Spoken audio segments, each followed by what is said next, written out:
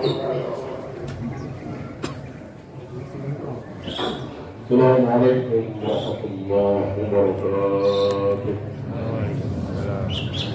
Innal hamdalillah nahmaduhu wa nasta'inuhu wa nastaghfiruh wa na'udzu billahi min shururi anfusina wa min sayyiati a'malina.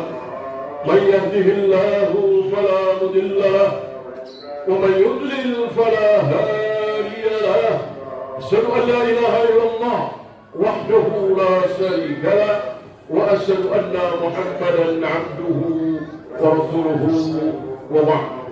Fa inna khairal kalami kalamullah wa khairal hadi hadi Muhammadin sallallahu alaihi wa alihi wa sallam wa sharral umuri muhdatsatuha fa inna kulla muhdatsatin bid'ah wa kulla bid'atin dhalalah wa kulla dhalalatin fin nar.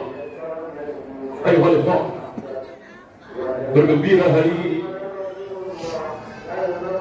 dan sunnah bagi kita menampakkan kegembiraan di hari seperti ini. Insya Allah kita semua gembira, bahagia.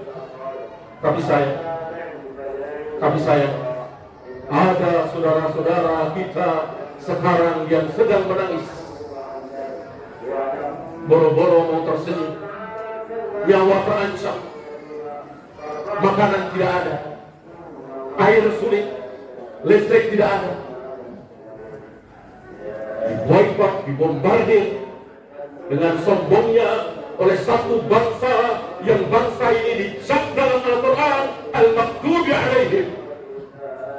Justru bangsa yang Al-Maghdubi alaihim dimurkai oleh Allah sekarang sedang menginjak-injak kaum muslimin, sedang menginjak-injak saudara kita. Dijalankan saja. Enggak, jalankan saja. Ditaruh aja, taruh.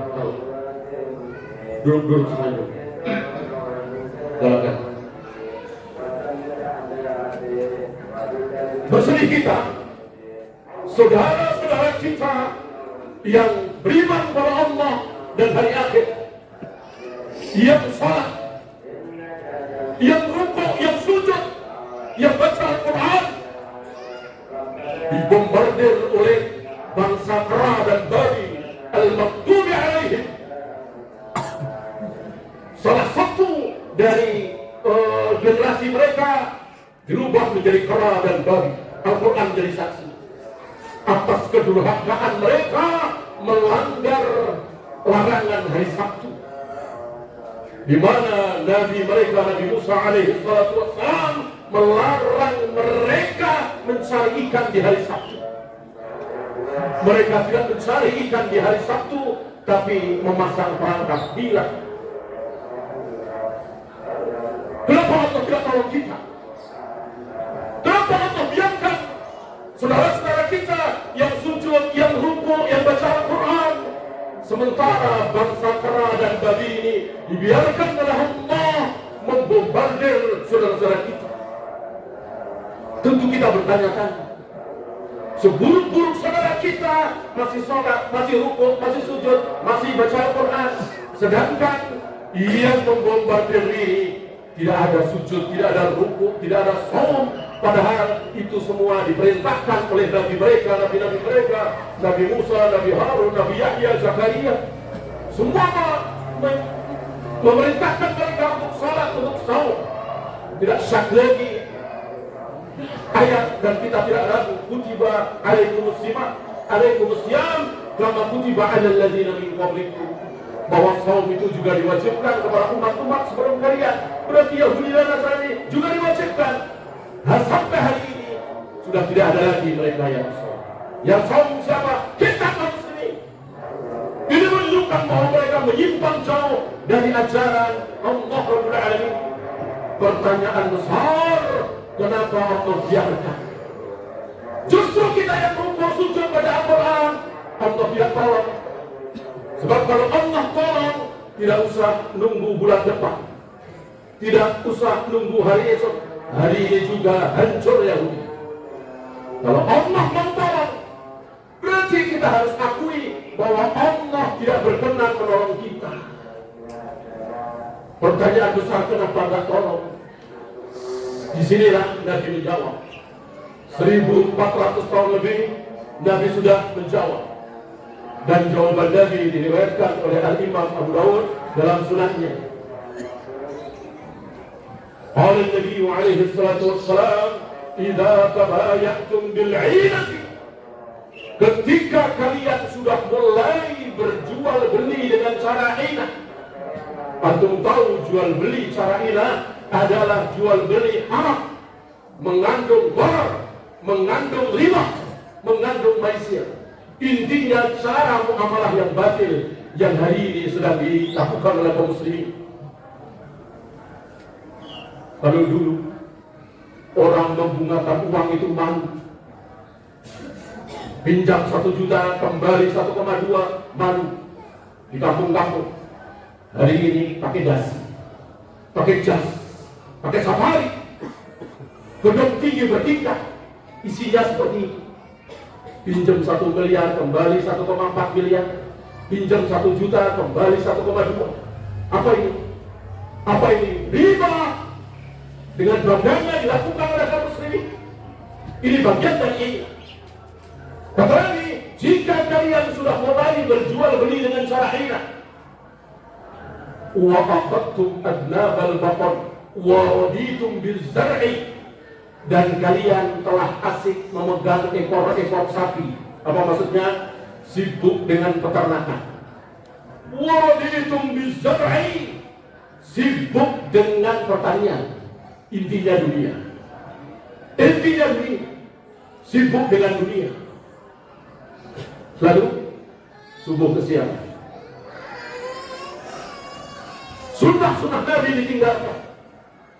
Dan wa taraktumul jihad, kalian telah meninggalkan jihad. Gak ada jihadnya. Lihat siapa hari ini yang berjihad. Siap negeri mana yang mengirimkan pasukan tempur ke sana? Gak kita dengar.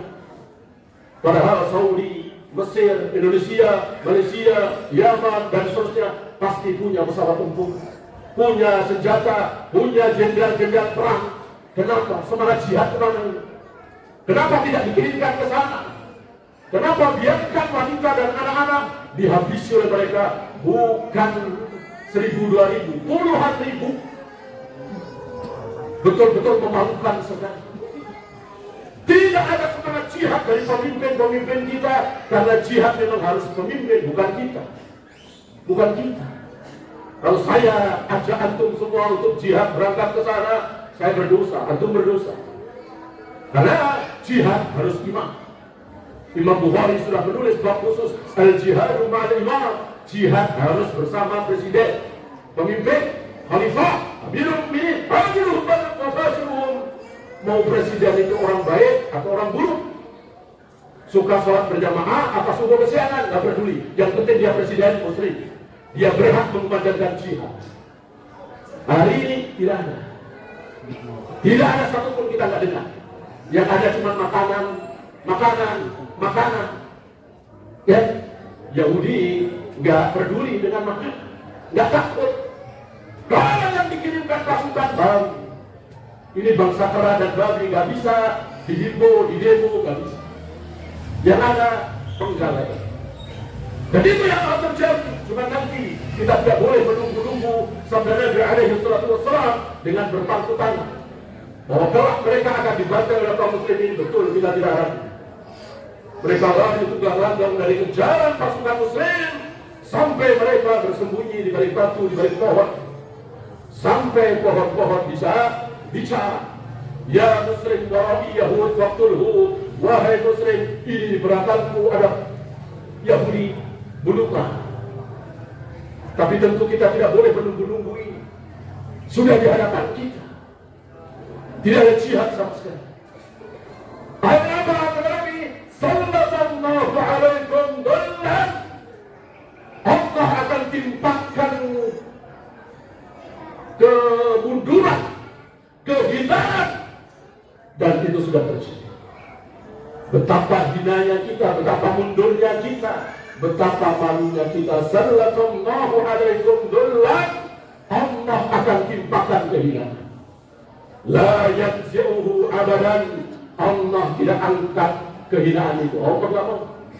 Allah tidak mau mengangkat kehinaan itu. Sampai apa? Sampai kita punya bom? Ya. Sampai ekonomi kita bagus? Ya. Tapi hatta tarji'u ila dinikum, sampai kita kembali kepada agama yang benar, agamanya Rasul dan para sahabat, kita ikuti. Sudahkah kita beragama seperti agama Rasul dan para sahabat? Apakah Rasul dan para sahabat setiap 12 Rabiul Awal memperingati Maulid Nabi? Apakah Rasul dan para sahabat kalau ada orang mati ditahirkan 3 hari, 7 hari, 40 hari?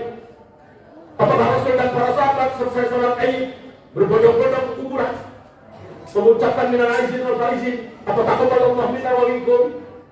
Mana yang kita ikuti? Ini jalan satu-satunya supaya Allah berkenan menolong kita. Apa? Hatta tarji'u ila dinikum, sampai kalian kembali kepada agama yang benar. Maka selagi agama kita tidak benar, penuh dengan syirik, penuh dengan bid'ah, jangan harap. Jangan harap Allah akan menolong kita. Yang ada sebaliknya, Allah biarkan diinjak-injak oleh Yahudi, diinjak-injak oleh Nasrani. Kenapa? Karena kita penuh dengan maksiat. Agama kita beda dengan agama Nabi Sallallahu Alaihi Wasallam. Kita bikin aturan-aturan, kita bikin ibadah-ibadah yang tidak ada contoh dari Rasul dan para sahabat. Maka kalau kita ingin ditolong oleh Allah, jalan satu-satunya kembali kepada Al-Quran dan Sunnah ala fahmi sahabat, berdasarkan pemahaman sahabat. Adakah cara lain? Sekali lagi, tidak ada. Tidak ada. Maka jangan cari cara lain. Satu-satunya cara, mari kita kembali pada Sunnah, kembali kepada ajaran yang benar, ajaran Nabi alaihi salatu wassalam. Aqulu qawli hadza. Assalamualaikum warahmatullahi wabarakatuh.